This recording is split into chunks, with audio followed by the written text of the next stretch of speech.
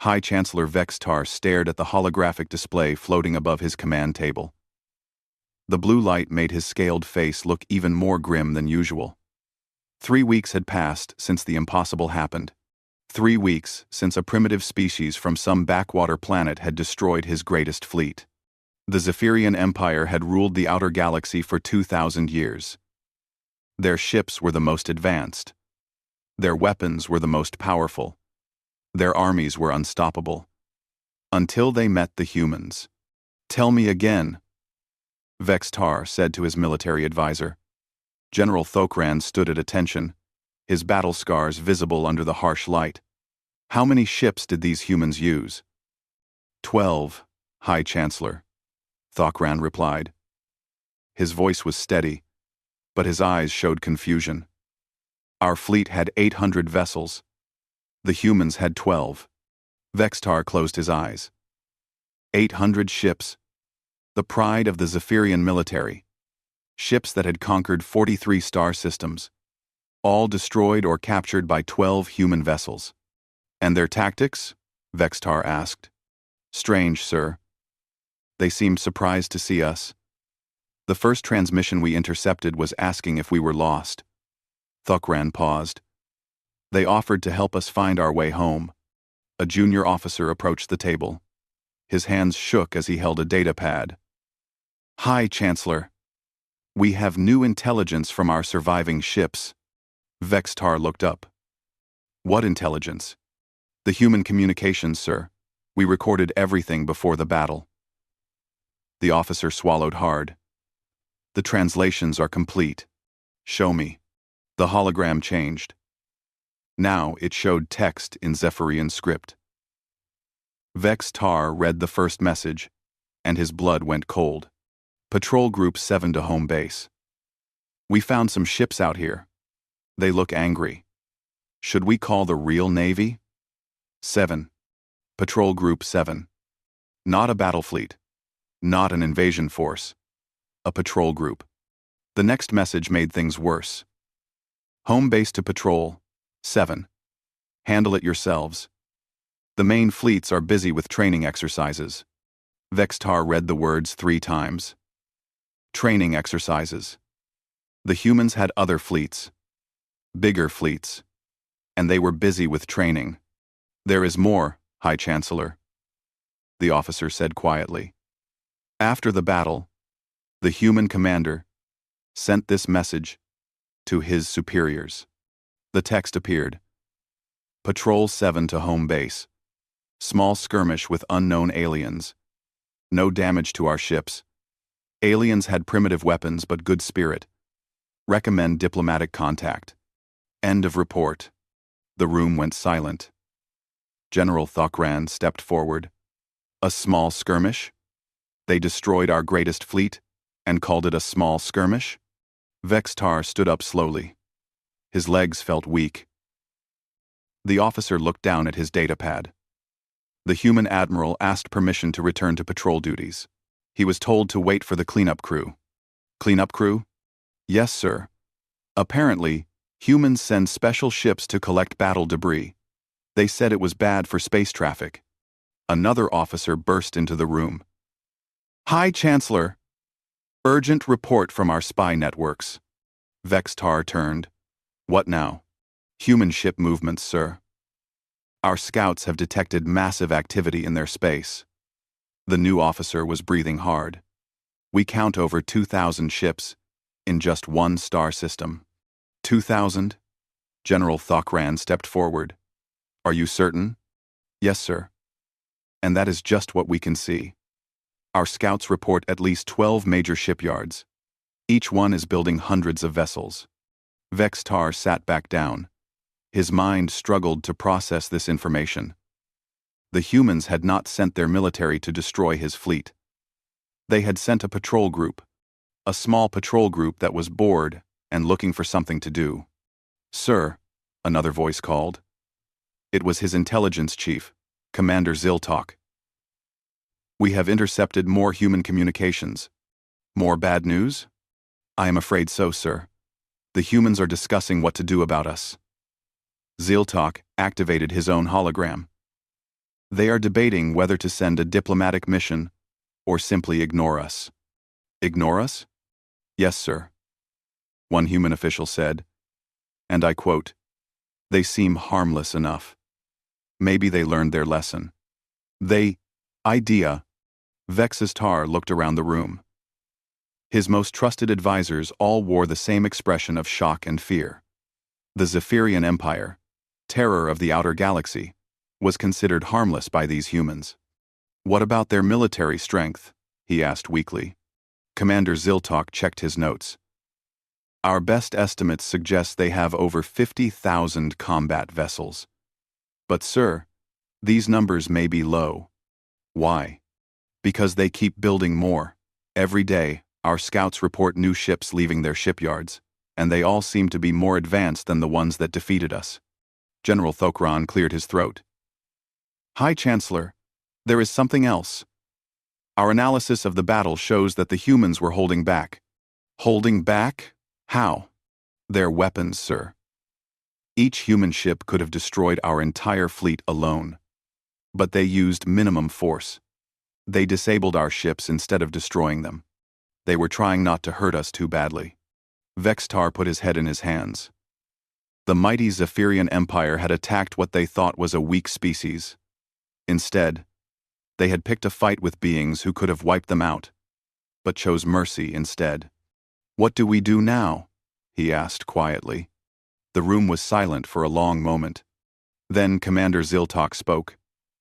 Perhaps, High Chancellor, we should consider sending our own diplomatic mission. Before they decide, we are not harmless after all. Vextar nodded slowly.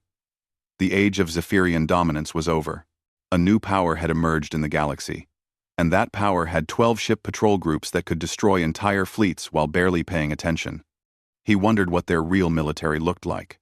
Commander Ziltok checked his stealth suit one more time. The Zephyrian intelligence officer had volunteered for the most dangerous mission in the Empire's history. He was going to spy on the humans.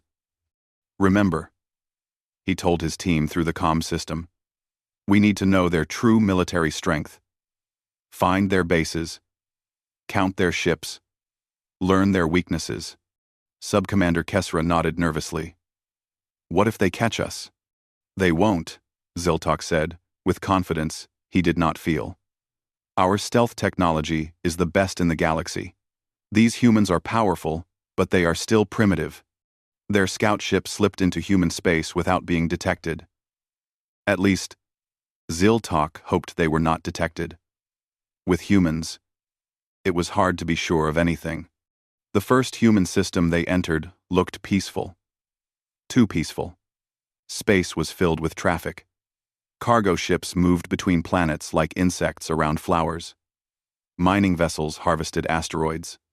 Everything looked normal and civilian. Where are the military ships? Kesra asked. Ziltok studied his scanners. I see some patrol craft. Nothing major. Maybe their fleet is based deeper in their space. They followed the shipping lanes toward what looked like a major planet. The traffic grew heavier. Then, Ziltok saw something that made his heart stop. Those are not cargo ships, he whispered. What he had thought were civilian vessels were actually warships. Huge warships. Each one was larger than a Zephyrian battlecruiser, and they were everywhere. Hundreds of them, moving casually through space like they owned it. Sir, Kesra pointed at his screen. Are those weapons? Ziltok looked closer. The cargo containers on the ships were actually missile launchers. Each ship carried enough firepower to level a planet, and the humans were using them to haul space garbage. New orders, Ziltok said quietly. We need to find their actual military bases. They spent 2 days searching. Every system they entered was the same. Massive ships everywhere, all pretending to be civilian vessels. The humans had turned their entire civilization into a war machine. On the 3rd day, they found something worse. Commander, Kesra called urgently, you need to see this. Ziltok looked at the scanner display and felt sick. Ahead of them was a human military exercise. 50 ships were practicing combat maneuvers around a small moon. Finally, Ziltok said. Real military vessels. Let us observe and learn. They watched the exercise begin. The human ships moved with perfect coordination. Their weapons fired with impossible accuracy. But that was not the worst part. The worst part was what the humans were saying. Blue team, your shooting is sloppy today, came a casual voice over the comm. Try to hit something this time. Sorry, Commander Park. Another voice replied with a laugh. These new weapons are too powerful. Hard to dial them down for practice.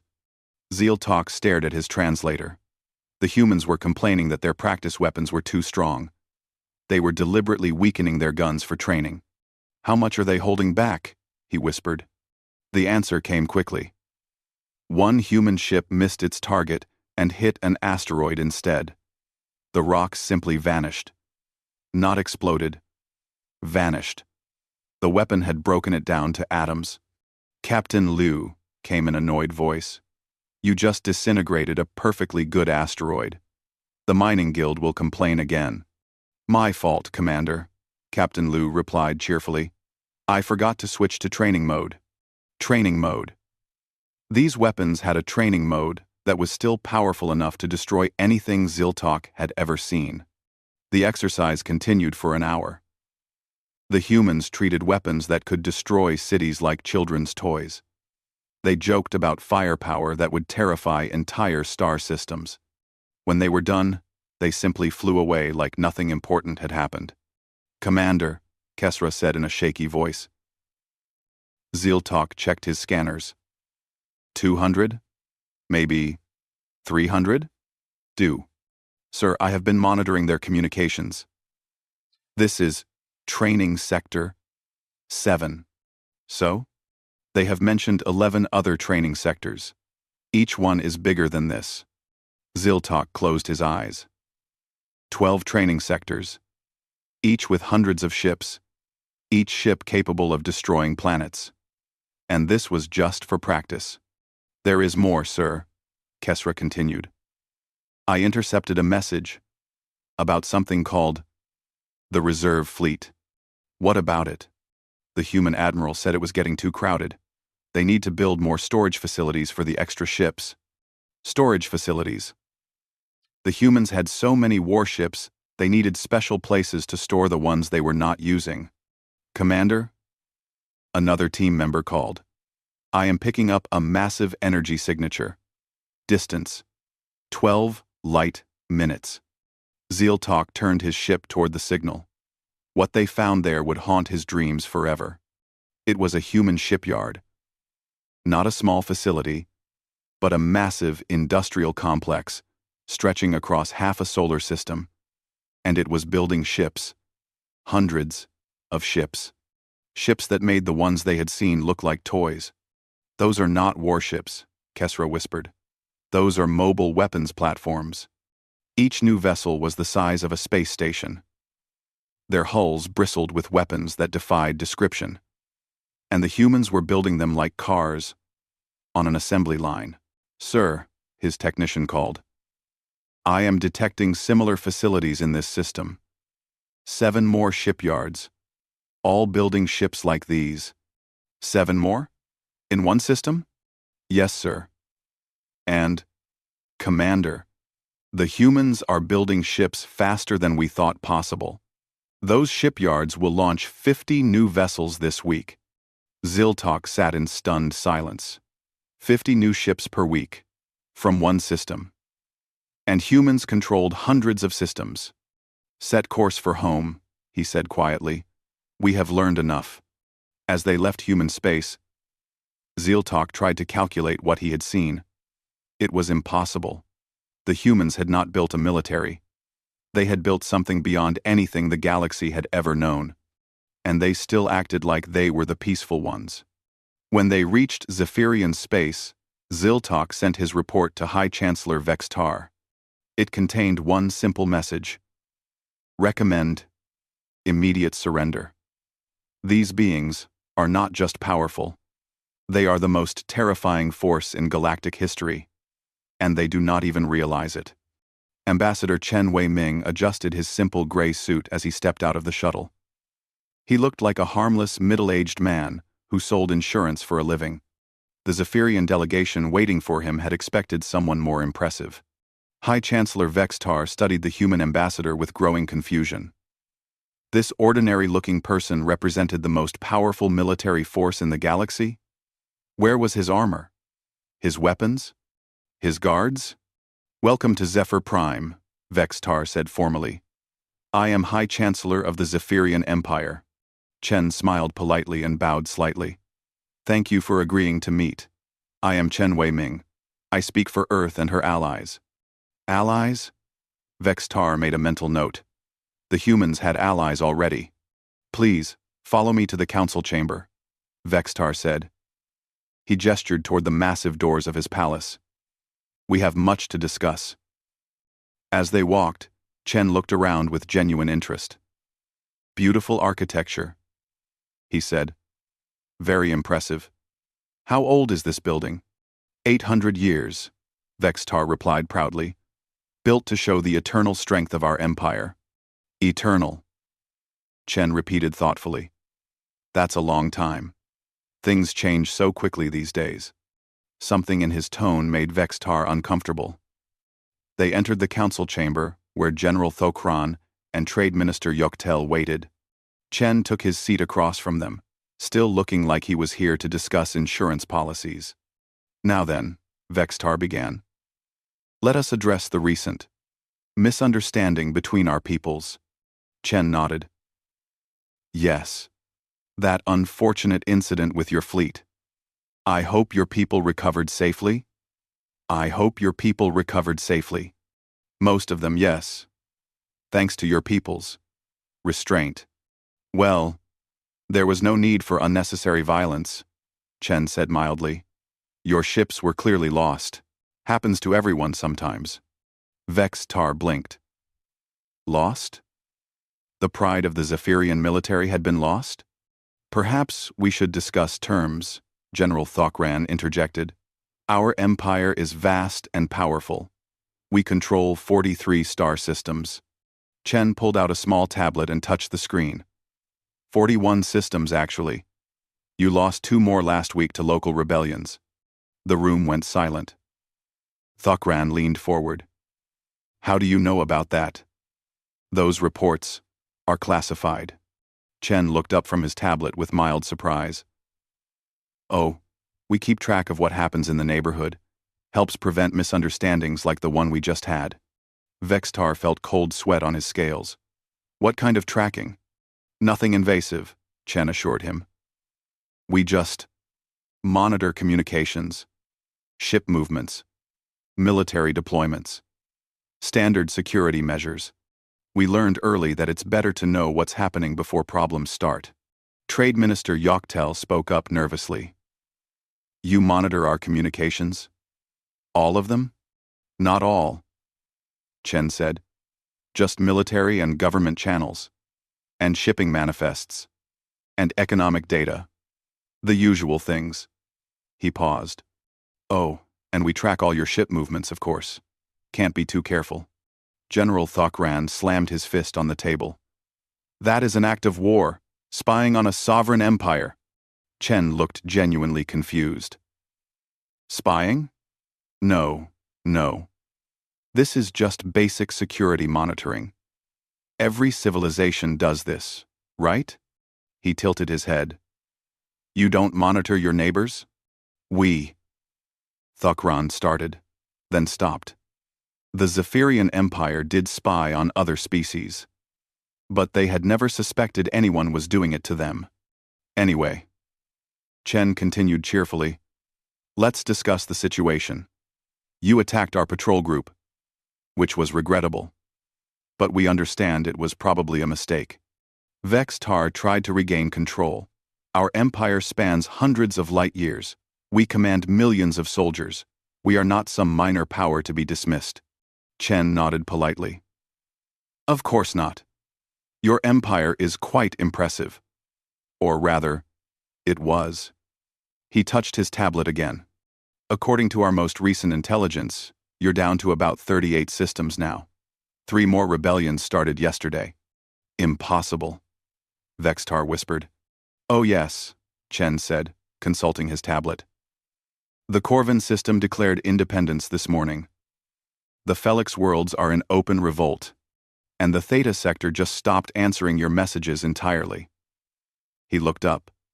We should probably discuss terms quickly before you lose any more territory. General Thokran stood up angrily. You are behind these rebellions. You are destroying our empire. Chen looked shocked. Us? No. We would never interfere in internal politics. These are your people, choosing freedom. We, just, keep track of when it happens. Trade Minister Yoctel leaned forward desperately. What do you want? What are your terms? Chen set down his tablet and became serious for the first time. We want peace. Complete withdrawal from human space. No more attacks on anyone. And reparations for the inconvenience you caused our patrol group. Reparations? Vextar laughed bitterly. We are the ones who lost 800 ships. Yes, but our people had to clean up the debris, Chen explained patiently. Do you know how expensive it is to clear 800 wrecked ships from a shipping lane? The paperwork alone took weeks. Vextar stared at him. The humans wanted payment for cleaning up the ships they had destroyed. And if we refuse? Thokran asked. Chen sighed sadly. Well, then we would have to take more direct action. Admiral Kim is waiting outside with a small escort. Perhaps you would like to meet her? Well. Through the great windows of the council chamber, Vextar could see 3 human ships hanging in space above his capital city. 3 ships. Just like the patrol group that had destroyed his fleet. Small escort? He asked weakly. Oh yes. Just Admiral Kim's personal guard.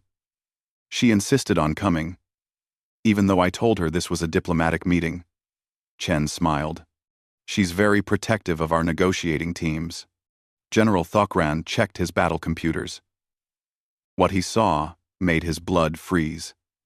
Each of those 3 ships was more powerful than anything in the Zephyrian military. And this was just the Admiral's personal escort. Chen noticed their expressions. Don't worry. Admiral Kim has strict orders not to do anything unless you attack us first. We're very committed to peaceful solutions. The words hung in the air like a threat disguised as reassurance. Vextar realized that his empire was finished. Not destroyed in battle, but simply made irrelevant by being so far beyond them that they could dictate terms while apologizing for the inconvenience. We accept your terms, he said quietly. Chen smiled and stood up. Excellent. I'll have the paperwork ready by tomorrow. Oh, and Chancellor? You might want to start thinking about a new form of government. Empires are so old-fashioned these days. High Chancellor Vextar stood on the bridge of his flagship, watching 50,000 ships prepare for battle. It was the largest fleet in Zephyrian history. Every vessel the Empire could gather. Their ultimate weapon against the human threat. This will show them, he muttered to General Thokran. They may be advanced, but they cannot face our entire military at once. Thokran nodded, though he looked worried. They prefer them because they are weak. Vextar slammed his fist on the command console. No species can be that powerful and that peaceful. It makes no sense. The Zephyrian fleet moved through hyperspace toward the human border. Intelligence reports showed only light human patrols in the target sector. Nothing that could stop 50,000 warships. Dropping out of hyperspace in 10 seconds, the navigator announced.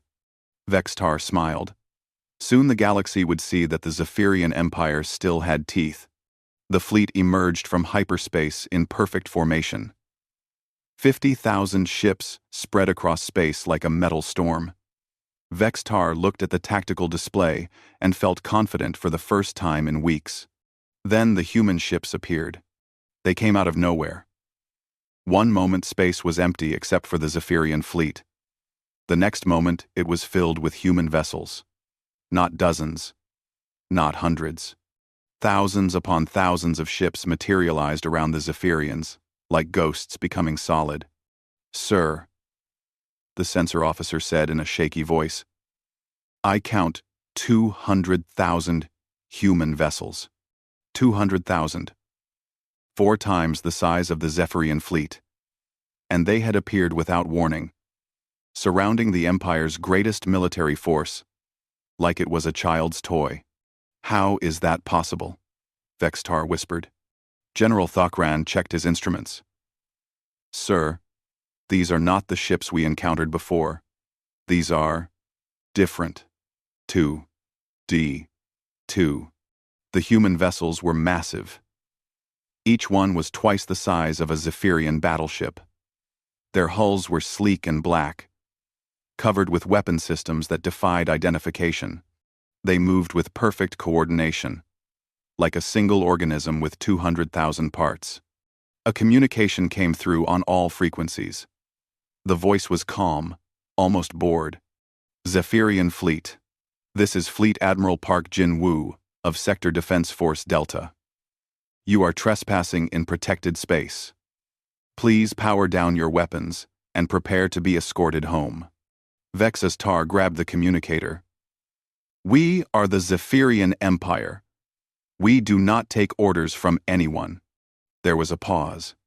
Then Admiral Park replied, "I see. Well, that's unfortunate. Stand by." The human fleet began to move. Not attacking, just positioning themselves. Each movement was precise and calculated.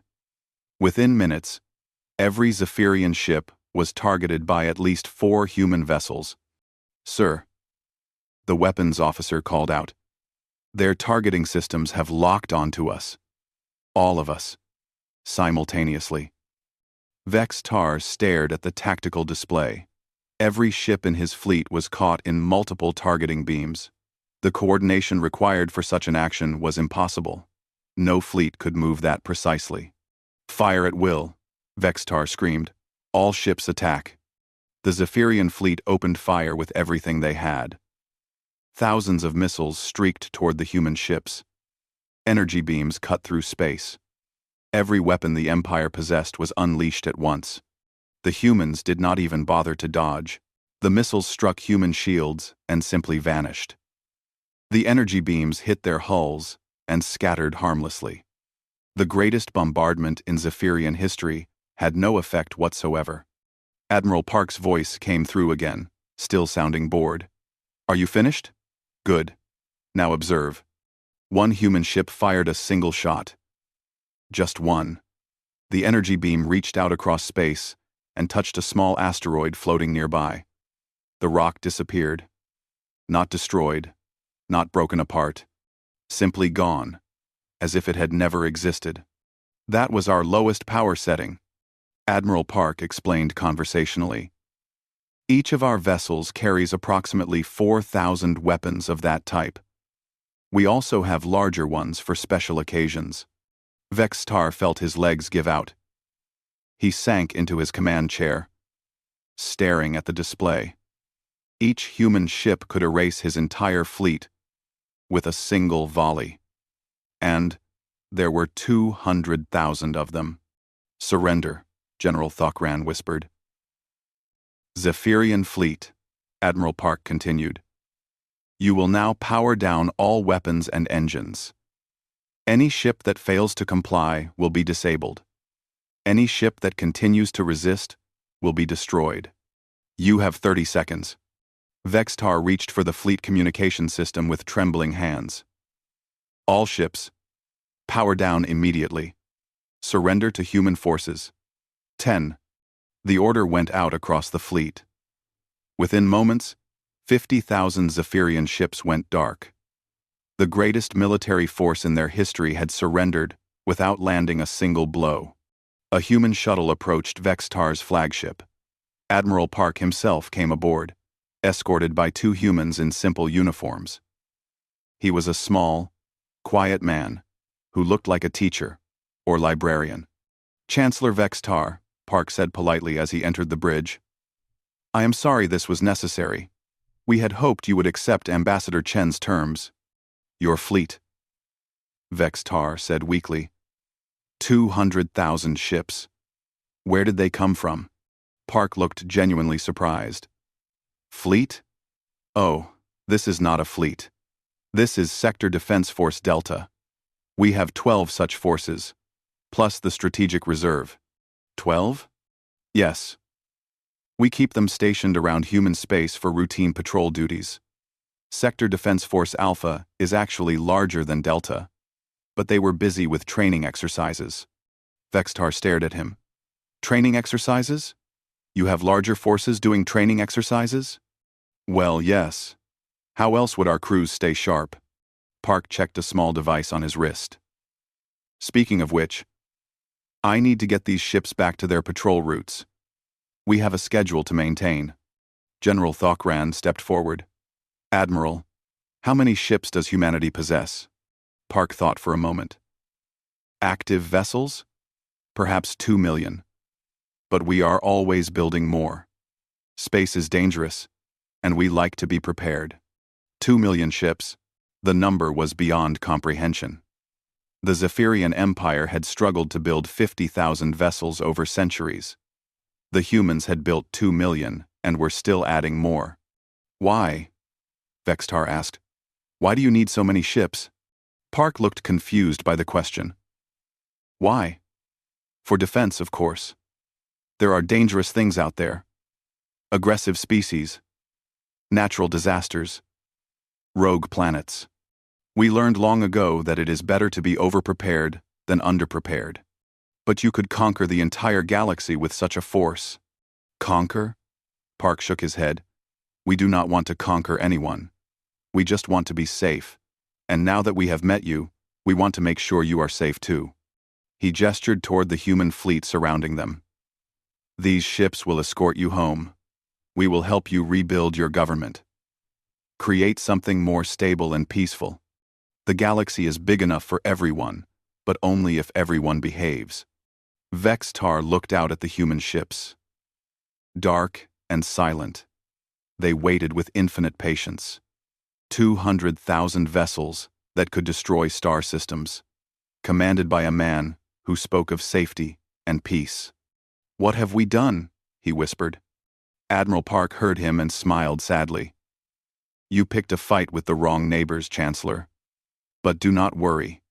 We are very good at helping people recover from their mistakes. 6 months later, former High Chancellor Vextar stood in what had once been his throne room. Now it was a simple office where he worked as the elected leader of the Zephyrian Republic. The change still felt strange, but he was learning to accept it. A gentle knock came at his door.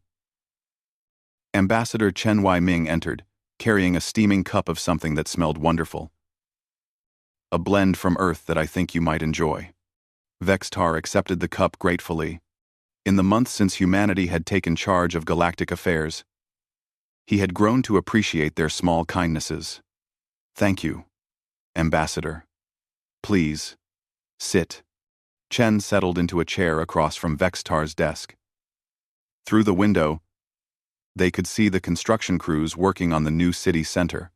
Human engineering teams worked alongside Zephyrian workers, building schools and hospitals where military bases had once stood. The Galactic Cooperation Council meeting is next week, Chen said. Are you prepared for your speech? Vextar nodded. I have been practicing.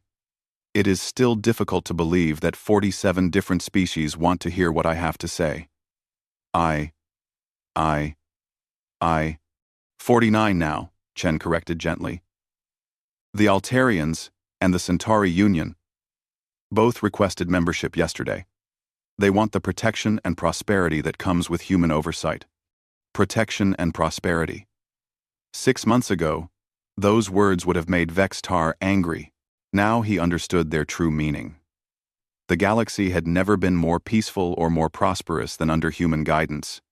How do you do it? Vextar asked. How do you manage so many different species? So many conflicting interests? Chen sipped his tea thoughtfully. We learned from our own mistakes. Humans spent centuries fighting each other before we figured out that cooperation works better than conquest. When we went to the stars, we decided to do things differently. But your military power is necessary for peace, Chen finished. We learned that bullies only understand strength, but we also learned that strength without wisdom leads to tyranny. So we built our forces to protect, not to conquer. Vextar looked out the window again. In the distance, he could see a human patrol ship making its lazy way across the sky. 6 months ago, such a sight would have terrified him. Now, it was comforting. Those ships kept pirates away and ensured that trade flowed freely. President Jung wants to meet with you next week, Chen continued. She is interested in your thoughts on the new exploration project. The intergalactic mission? Yes. Humanity is planning to send ships beyond our galaxy. We want to make sure we leave things here in good hands before we go. Vextar nearly dropped his teacup. You are leaving? 2. Vextar. 2. Chen smiled at his reaction. Not leaving entirely. We will still maintain our bases and patrol routes, but most of our exploration fleets will be heading for the Andromeda Galaxy. There are signals coming from there that suggest intelligent life. More species to meet, Vextar said. More potential friends, Chen corrected. Or potential problems. Either way, we prefer to meet them on our terms, rather than wait for them to come here. A communication device chimed on Vextar's desk. He touched the screen and saw Admiral Kim Sujin's face appear. She was calling from her flagship somewhere in deep space. Good morning, Admiral, Vextar said politely. Over the months, he had developed great respect for the human military leader. Good morning, President Vextar. I wanted to update you on the pirate situation in the Outer Rim. We have cleared out the last of the raiders. Your shipping lanes are now completely secure. Thank you, Admiral. My people are grateful for your protection. Kim smiled.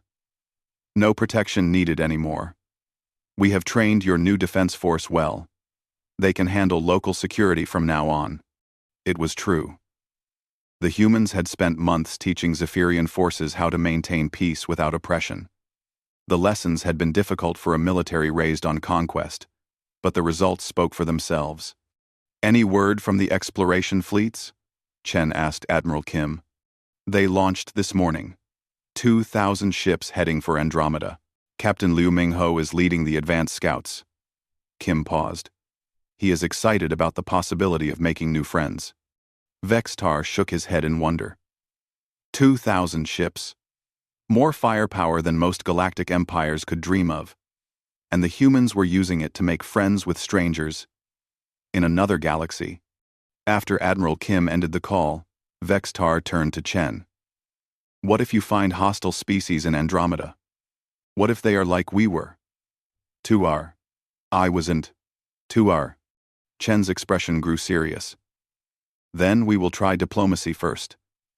Just like we did with you. But if they refuse to listen, he shrugged. We have learned that peace sometimes requires strength. And if they are more advanced than you? Chen laughed. Then we will learn from them. One of humanity's greatest strengths is our ability to adapt. If we meet someone smarter or stronger than us, we will figure out how to work with them. Chen laughed. It was of humanity's greatest strength. The office door opened, and President Jungmin Seo herself walked in. Vextar started to stand, but she waved him back down. Please, stay seated. I wanted to speak with you personally before the council meeting. Jung settled into another chair and accepted a cup of tea from Chen. What can I do for you, President Jung? Vextar asked. I want to offer you something, Jung said. A chance to help explore Andromeda. Vextar blinked. Me? Your people. The Zephyrian Republic has proven itself to be reliable and peaceful. We would like to include some of your ships in the exploration fleet. But we do not have the technology. We will share it, Jung said simply. Along with training and support, your people know what it is like to meet humans for the first time. That experience could be valuable when we encounter new species. Vextar felt tears forming in his eyes. 6 months ago, humanity had been his enemy. Now they were offering to make his people partners in the greatest adventure in galactic history. "Why?" he whispered. "After what we did to you, why would you trust us?" President Jung leaned forward. "Because you learned. Because you changed. Because you chose cooperation over conquest." She smiled. "Sengo. The takes in Sunlu." She smiled. "Besides, the galaxy is safer when former enemies become friends." Chen stood up. "I should let you two discuss the details.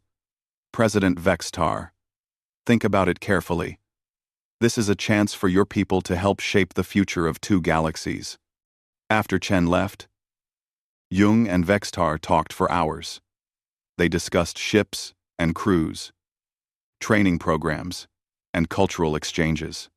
By the time their meeting ended, the Zephyrian Republic had become humanity's first full partner in intergalactic exploration. That evening, Vextar stood on his balcony, looking up at the stars. Somewhere out there, human ships were already crossing the void between galaxies. Soon, Zephyrian ships would join them. He thought about the old empire, built on fear and conquest. Then he looked down at his city, where humans and Zephyrians worked together to build something better. The galaxy had a new order now. Not an empire built on strength, but a community built on trust. And at its heart were the humans. The species that had accidentally become the most powerful force in galactic history, simply by trying to be prepared for anything. Tomorrow, Vextar would give his speech to the Galactic Council. He would talk about cooperation and peace, about learning from mistakes and building better futures. But tonight, he simply stood under the stars and marveled at how much the galaxy had changed. The humans had kept their promise. They had brought peace through strength, prosperity through cooperation, and hope through their endless willingness to turn enemies into friends. In the distance, a human patrol ship drifted silently across the sky, keeping watch over a galaxy that finally knew what peace looked like.